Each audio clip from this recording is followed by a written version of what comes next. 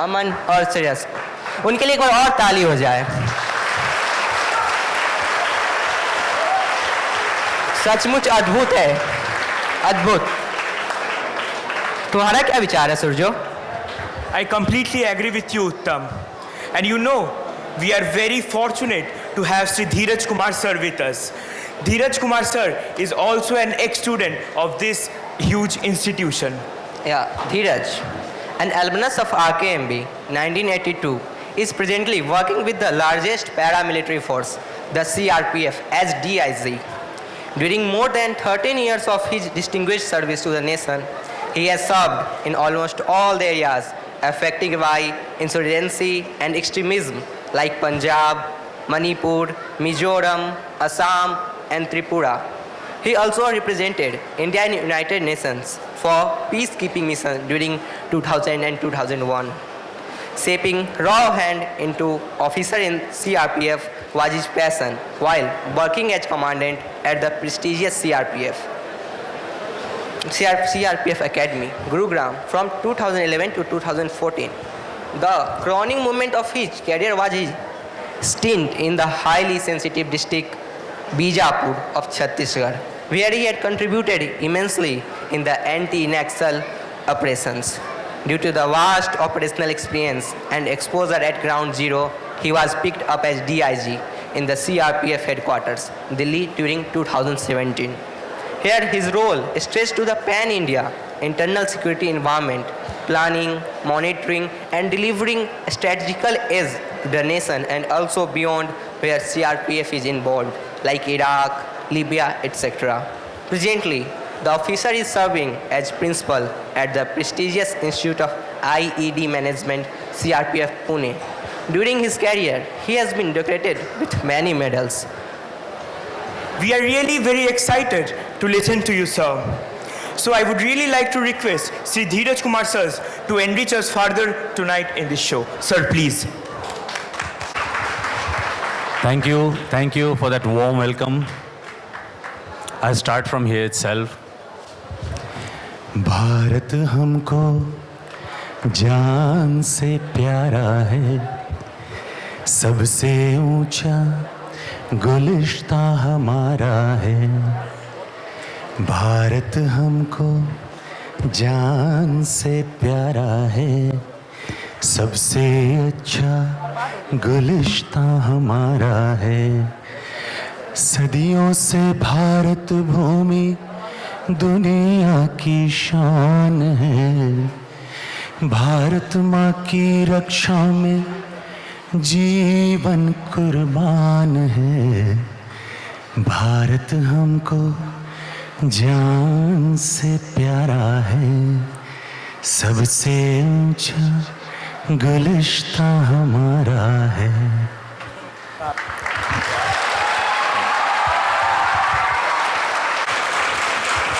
Just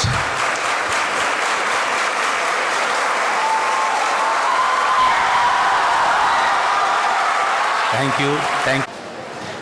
In response to all the kind of warm welcome I have received at my school,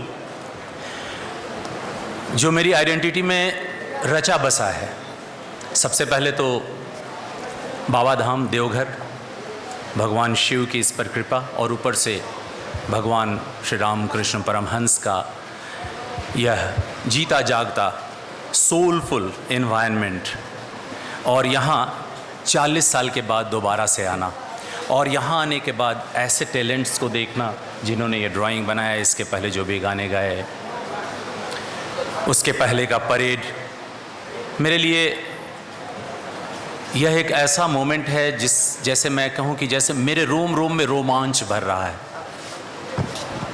mesmerising moments. और अगर मैं ये कहूँ कि इन सब का श्रेय सेक्रेटरी महाराज की सोच और ओमनाथ चटराज का इनिशिएटिव हो तो बिल्कुल ही गलत नहीं होगा। मैं शुक्रगुजार हूँ इन दोनों का, जिन्होंने मुझे यह एहसास दिलाया कि yes, it's high time we should plan. और यहाँ आकर के अगर मैं नहीं आता तो मुझे लगता है अपनी ज़िंदगी का बहुत बड़ा लम्हा मैं खोता। And thank you for giving me this opportunity, Sir, Secretary Maharaj and Omnath.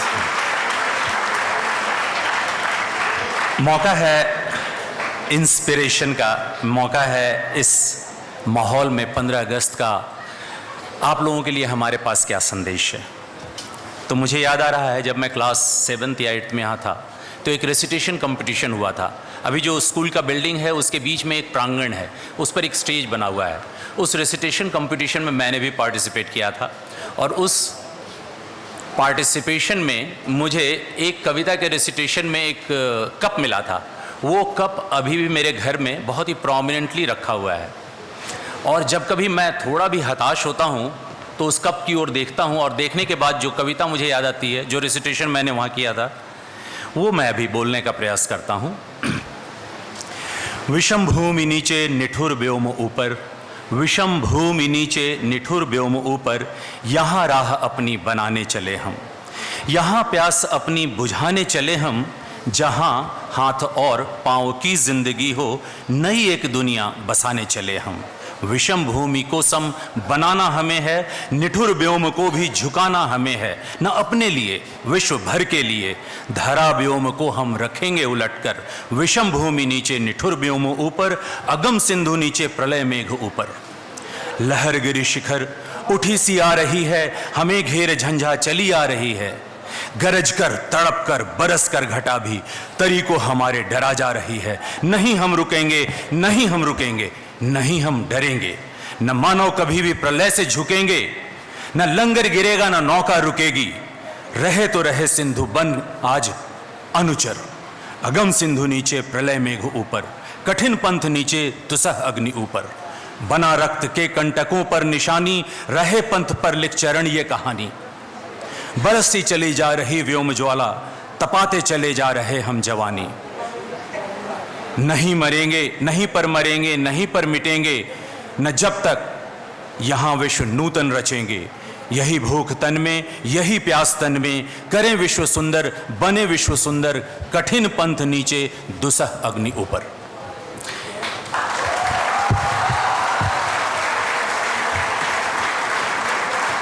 जब भी मैं आरके मिशन में जीता हुआ वो कप जब भी मैं देखता हूँ जो कि प्रोमिनेंटली मेरे घर में रखा हुआ है, मेरे मन में एक विचित्र सा उत्साह पैदा हो जाता है।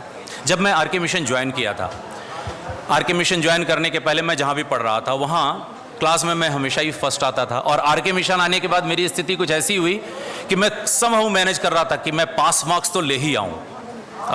आरके मिशन में मुझे लगता है कि मैं बहुत ही मीडियोकर स्टूडेंट थ्रू आउट रहा, लेकिन शुरुआती दौर और भी डिफ़िकल्ट था। और उस शुरुआती दौर में मैंने ये सोचा कि चलो इसके पहले जिस स्कूल में पढ़ रहा था वहाँ सभी ऐसे वैसे थे, इसलिए मैं फर्स्ट कर जाता था। मेरी इंटेलेक्चुअल कैपेबिलिटी बस इतनी ही थी और मैं यहाँ ब्राइट स्टूडेंट्स के बीच आ गया हूँ, तो मैं समहाउ मैनेज कर पा रहा हूँ कि पास कर जाऊँ। फर्स्ट आना तो मेरी नियति में है ही नहीं, मेरा इंटेलेक्चुअल लेवल इतना है ही नहीं कि मैं कभी फर्स्ट आ सकूँ। ये सोच मेरे अंदर घर कर गई थी जब मैं आरके मिशन में शुरू में बहुत ख़राब परफॉर्म कर रहा था। तो एक दिन एक महाराज जी जो बाहर से आए थे, मतलब आरके मिशन के नहीं थे, वो मुझे लगता है क्लास 7th या 8th की बात है, अगेन बाहर से आए और हमारे कक्षा में वो घुसे और घुसने के बाद उन्होंने कहा मैं एक सवाल करूंगा, कौन जवाब देगा। हम सभी ये सोच में पड़ गए, पहले सवाल तो बताओ। किसी ने हाथ नहीं उठाया। उन्होंने फिर कहा सवाल मैं बाद में बताऊंगा, हाथ खड़े करो, कौन जवाब देगा। सभी सकते में, भाई सवाल पहले पूछा जाए, ऐसे ही मैं हाथ उठा दिया, नहीं जवाब दे दिया तो सभी मुझे देख करके हंसेंगे। किसी ने हाथ नहीं उठाया, एक हाथ उठा। उन्होंने कहा इधर आओ, क्या नाम है तुम्हारा? ये लो। एक चमचमाता हुआ पेन अपनी जेब से निकाले और उसको हैंड ओवर किए। इस सवाल क्या है? सवाल कोई नहीं था, सवाल बस यही था कि आप में से किनका किनका माइंडसेट ऐसा है कि चैलेंज को स्वीकार करना चाहते हैं और किनका किनका माइंडसेट ऐसा है कि नहीं, मुझे अपने आप को प्रूव करना है। देयर आर टू माइंडसेट्स, दो माइंडसेट होते हैं हर इंसान, मतलब किसी भी इंसान के माइंडसेट को दो कैटेगरीज में बांटा जा सकता है। इतना उन्होंने एक्सप्लेन नहीं किया, अब मैं बता रहा हूं और उसका प्रभाव मेरी जिंदगी पर क्या पड़ा वो मैं बताना चाहता हूं। There are two mindsets. एक है फिक्स्ड कि मैं अपने इंटेलेक्ट को और बढ़ा, मैं अपनी कैपेसिटी को और बढ़ा नहीं सकता हूँ। 100 मीटर का स्प्रिंट अगर है तो मैं अगर 13 सेकंड में करता हूँ तो 13 ही सेकंड में करूँगा, 12.9 में नहीं कर पाऊँगा। ये हो गया फिक्स्ड माइंडसेट। दूसरा माइंडसेट है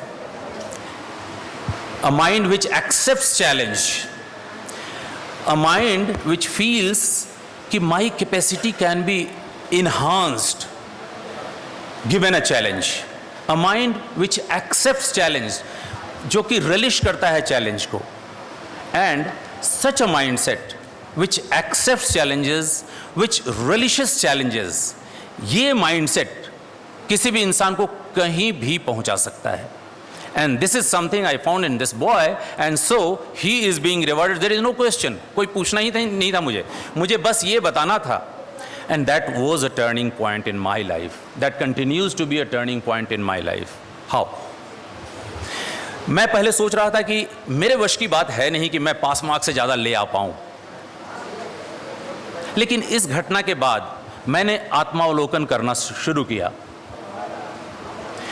परेशानी है कहाँ, मैं क्यों अच्छा नंबर नहीं ला पा रहा हूँ? उनके भी 2 आँख हैं, उनके भी 2 कान हैं, उनके भी वही इनपुट सेंसर्स मैकेनिज्म एक ही है, वो अच्छा कर रहे हैं, मैं अच्छा क्यों नहीं कर पा रहा हूँ? Where is the problem? And I could figure out कि मैं यहाँ आने के पहले, आर के मिशन आने के पहले हिंदी मीडियम स्कूल में पढ़ता था, और यहाँ सारी की सारी पढ़ाई अंग्रेजी मीडियम में थी। And that was a challenge for me. मैं पहली लड़ाई तो वहीं हार जा रहा था कि मैं हिंदी से इंग्लिश में, इंग्लिश से हिंदी में ट्रांसलेट करूं और अपने आप को समझूं और समझाऊं कि मुझे ये पढ़ाया जा रहा है। And I discuss, I mean not discussed, I requested, उस समय वाइस प्रिंसिपल सर थे, उनसे बात करने में मुझे थोड़ा सा मतलब ठीक लगता था, प्रिंसिपल महाराज से थोड़ा ज़्यादा डर लगता था। तो उनसे मैंने कहा कि मुझे लगता है कि मुझे इंग्लिश विशेष रूप से सीखने की ज़रूरत है, और अगर मैं सीख जाऊंगा तो शायद मैं यहाँ भी फर्स्ट आ सकता हूँ। ही रेडली एग्रीड, यस, अगर तुमने अपने आप में वो ढूंढ लिया है कि वेयर इज़ द प्रॉब्लम, तो address it and we will help you. उस समय अनिल सर थे यहाँ पर, इंग्लिश के टीचर, उनको बुलाया वाइस प्रिंसिपल सर ने, नित्यानंद सर ने, और उन्होंने कहा कि इसने ऐसे ऐसे कहा है, कैन यू हेल्प? उन्होंने कहा यस, क्यों नहीं। And that day thereafter, हालांकि मैं फिर भी फर्स्ट कभी नहीं किया, but I was somewhere 9-10 position में आता था। आई वोंट से कि मैं फर्स्ट इसलिए नहीं किया क्योंकि मेरे में कैपेसिटी नहीं थी। मैं ये कहूँगा कि शायद मैं फर्स्ट इसलिए किया क्योंकि मैंने सही प्रयास नहीं किया। बहुत बाद में चल करके मैंने डॉक्टर कैरोल की एक किताब पढ़ी, और उस किताब में यही लिखा हुआ था जो महाराज ने उस दिन बताया था। इट मस्ट बी 1978-79 समवेयर, बहुत बाद में 2010 में शायद मैंने ये किताब पढ़ी डॉक्टर कैरोल की। उस किताब में यही लिखा हुआ था कि हर इंडिविजुअल, डॉक्टर कैरोल बहुत बड़े साइकोलॉजिस्ट हैं, हर इंडिविजुअल में ये टेंडेंसी होती है कि वो चैलेंजेस को एक्सेप्ट करें या चैलेंजेस को रिजेक्ट करें। वो जब मंच पर खड़े होते हैं तो वो ये देखना चाहते हैं कि मुझे अपने आप को सबके सामने प्रूव करना है, I am the best, I am the best. And the other person, वो मंच पर जब खड़ा होता है तो ये देखता है कि okay, I have something to learn, how do I address, I mean it is one example. तो जिंदगी के हर मोड़ पर, चाहे खेल कूद हो, दौड़ धूप हो, चाहे पढ़ाई लिखाई हो, चाहे कहीं भी जाना हो, अगर आपका जो माइंड सेट है, आपका बिलीफ है कि yes I can improve, and you will improve. जब आपका मन ये कहता है कि नहीं, I cannot improve, my intellectual level is this much only, that is the first step towards failure. तो मेरा निवेदन यहाँ बैठे हुए सभी छोटे भाइयों से है कि पहले तो अपने माइंड सेट को बदलो। You don't need to prove at this point in time. जब अभी आप यहाँ बैठे हुए हैं तो आपको कुछ प्रूव करने की ज़रूरत नहीं है, क्योंकि you will have next opportunity. Every moment should be a learning moment. आपके आसपास इंफॉर्मेशन बिखरा पड़ा हुआ है, सारी जानकारियाँ, सारे ज्ञान भरे पड़े हैं। मौका है आपके पास उन सभी ज्ञान को समेट करके अपने दिमाग में प्रोसेस करके। मुझे अभी भी आज बातचीत हो रही थी, हम में से किसी एक ने कहा कि मुझे अफसोस इस बात का है कि जो गीता के श्लोक मैंने रटे थे अब मुझे याद नहीं है। सच्चाई तो ये है कि जब गीता के श्लोक मुझे यहाँ इस स्कूल में रटवाए जा रहे थे तो मैं इसको नंबर से जोड़ता था कि क्या इससे 10 नंबर मुझे एग्ज़ाम में मिलेगा या नहीं मिलेगा। वो नंबर वहीं रखा का रखा रह गया, लेकिन ज़िंदगी में गीता का वो श्लोक हमें हर वक्त गाइड करता है। अगर मैं उस समय सही तरीके से समझा होता, सही तरीके से उसको अपने आप में उतारा होता, तो शायद आज बहुत बेहतर इंसान हो चुका होता। तो आज आपके पास ये अपॉर्चुनिटी है, ग्रैब इट, इसको हथियाओ, इसको पकड़ करके रखो, इसको जाने मत दो। हर मौका, हर चीज़ जो यहाँ है, चाहे कहीं कोई कोट लिखा हुआ है, चाहे प्रार्थना कर रहे हैं प्रेयर हॉल में, हर चीज़ के पीछे एक सोच है। ये आपको बेहतर इंसान बनाने के काम आएगा। बेहतर इंसान देश के लिए, बेहतर इंसान सोसाइटी के लिए, बेहतर इंसान ह्यूमैनिटी के लिए। ये तो एक बात हुई। एक और बात मैं यहाँ रखना चाहता हूँ, अगर मैं अपना समय से ज़्यादा समय नहीं ले रहा हूँ तो। आज सुबह बात हो रही थी, सेक्रेटरी महाराज और प्रिंसिपल महाराज मुझे सभी जगह घुमा रहे थे, तो वहाँ पर चर्चा चल पड़ी इनोवेशन की। उस पर मैंने नहीं बल्कि ओमनाथ ने बताया कि हम लोगों ने भी कुछ इनोवेशन किया है।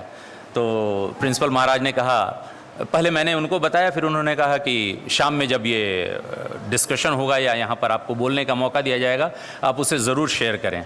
तो मैं वही शेयर करने को उत्सुक हूँ।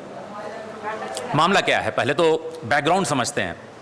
बैकग्राउंड ये है, 14 फरवरी 2019 यह वह दिन था जब पुलवामा कश्मीर में सीआरपीएफ ऑफिशियल से भरी हुई एक बस को एक मारुति कार आकर के टकराती है, और जो दूसरी मारुति कार है उसमें एक्सप्लोसिव रखा हुआ था, इम्प्रोवाइज्ड एक्सप्लोसिव डिवाइस, जिसकी चर्चा अभी सेक्रेटरी महाराज कर रहे थे।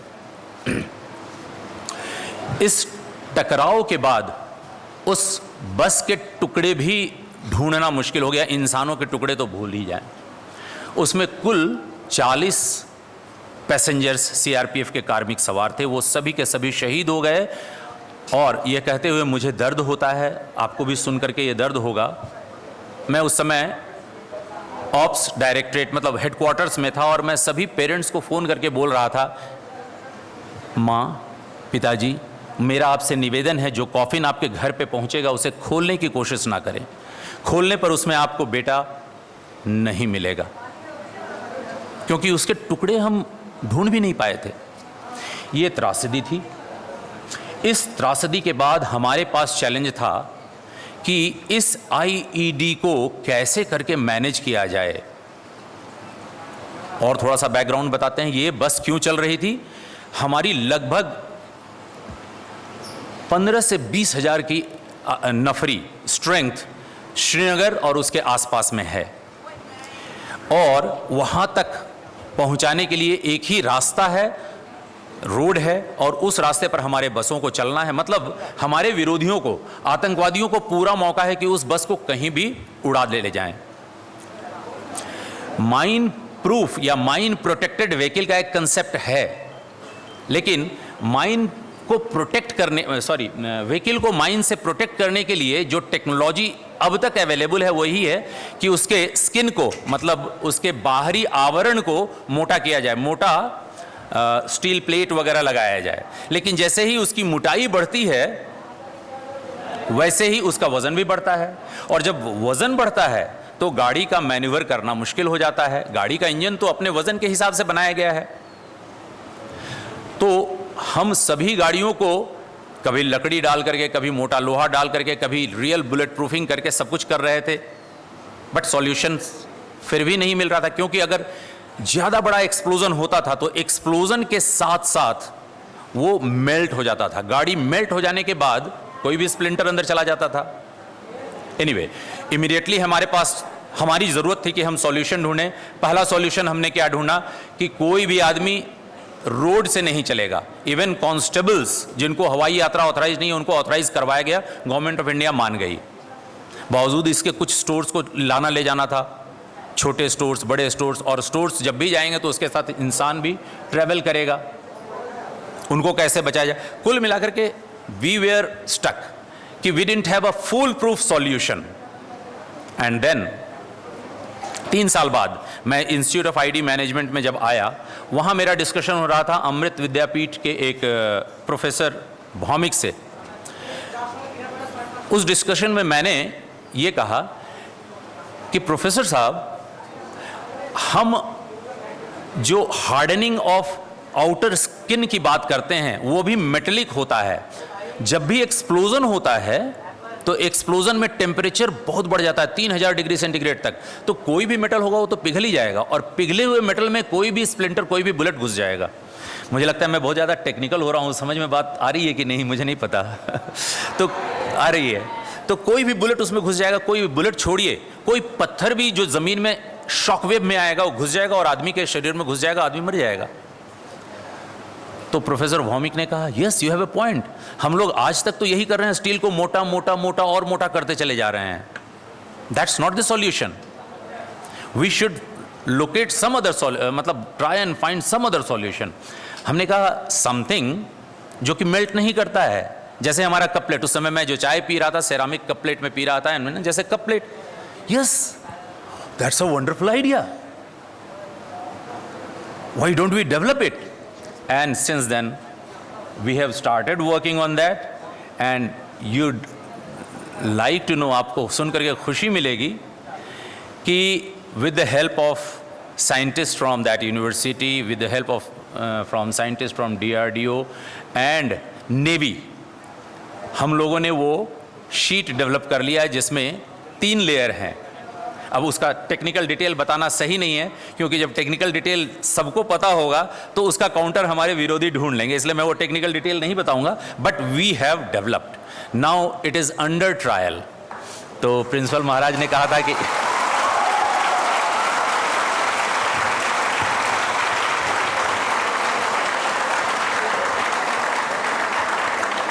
तो आफ्टर दिस ट्रायल जो प्रोसेस होता है ये जाता है TBRL में, जो कि सर्टिफाइंग एजेंसी है, वो सर्टिफाई करेगा। जब वो सर्टिफाई करेगा तो उस मटेरियल को, उस प्लेट को, चाहे टाटा जो गाड़ियाँ बनाने वाले हैं, टाटा हैं, महिंद्रा हैं, वो लोग हमसे लेंगे मतलब कि एक डील होगा कि हाँ हम इस तरह की गाड़ी बनाएंगे और आपका ये मटेरियल हम यूज़ करेंगे।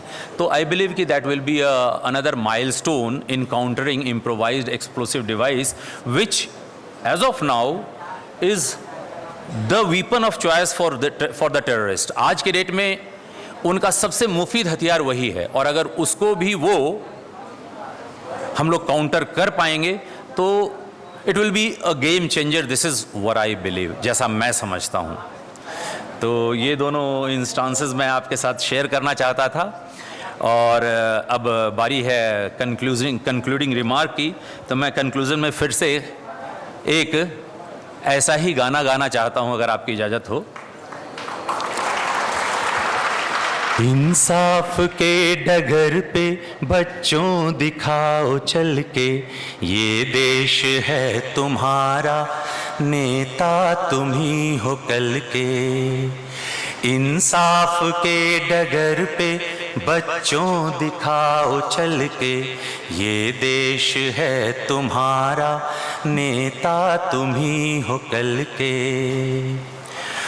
अपने हो या पराए, सबके लिए हो न्याय।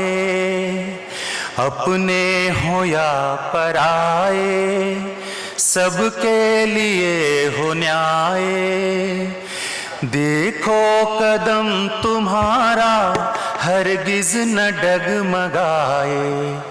रास्ते बड़े कठिन हैं, चलना संभल संभल के। इंसाफ के डगर पे बच्चों दिखाओ चल के, ये देश है तुम्हारा, नेता तुम ही हो कल के। Thank you.